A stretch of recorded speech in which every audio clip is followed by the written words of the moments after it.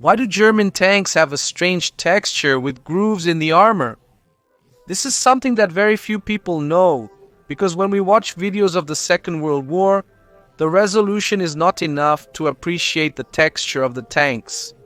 But for example, if you've been to a tank museum, you've probably noticed that some German tanks have a quite noticeable rough texture. What was this texture for? Was it camouflage or something aesthetic?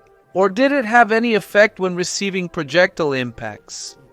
In this video, we will try to find out the reason for this strange addition. The Germans were using a quite special type of grenade. The Halferdung or Panzersnacker grenade tank breaker in German.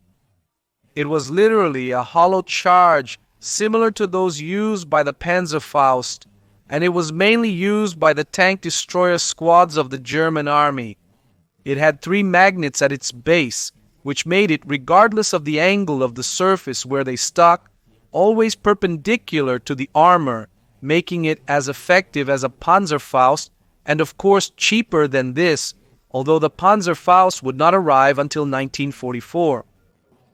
The H-3.5 magnetic grenade had a single disadvantage, that the soldier had to approach the tanks in order to use it. It was very effective and could penetrate 140 millimeters of homogeneous laminated armor. These were being a headache for the Soviets and far exceeded the expectations of the German high command.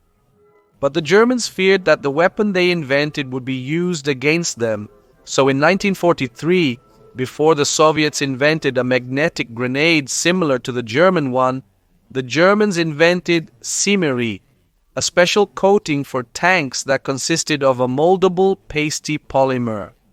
This was in fact a mixture of barium sulfate and polyvinyl acetate. From December 1943 to the self-propelled tanks or buses and German combat cars, after leaving the factory, they were poured with Zimmerit. This was very moldable and it was given rough or checkered shapes. There was even a waffle shape or type that was exclusive for the German Stu G3.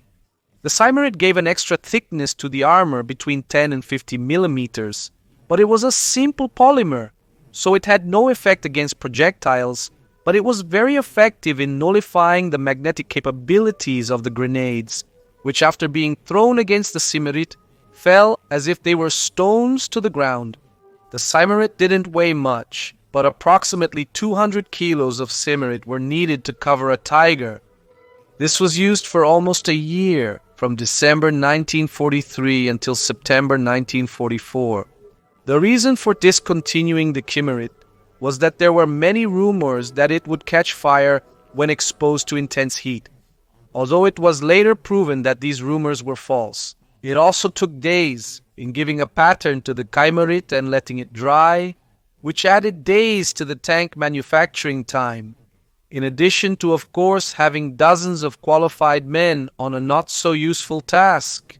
And by that time, the conflict had escalated too much, and the demand for tanks was through the roof in the German army, so much that a few days' delay were completely intolerable. So it was decided to do without the Zimmerit in all armored vehicles, since after all, neither the Soviets nor the Americans used magnetic grenades already. In 1944, the Panzerfaust emerged, and although magnetic grenades continued to be used, these were no longer produced since the Panzerfaust had made them obsolete. So no army had incentives to use something similar to Zimmerit. After the emergence of rocket launchers like the Bazooka or the Panzerzweig, something similar to Zimmerit was no longer used in armored vehicles as it was not necessary.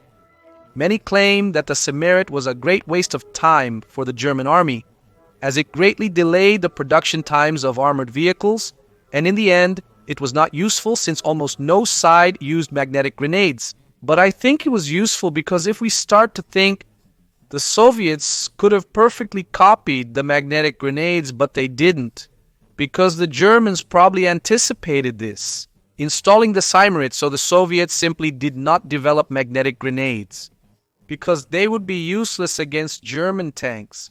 So I say that the Zimmerit was a pretty clever move on the part of the German army,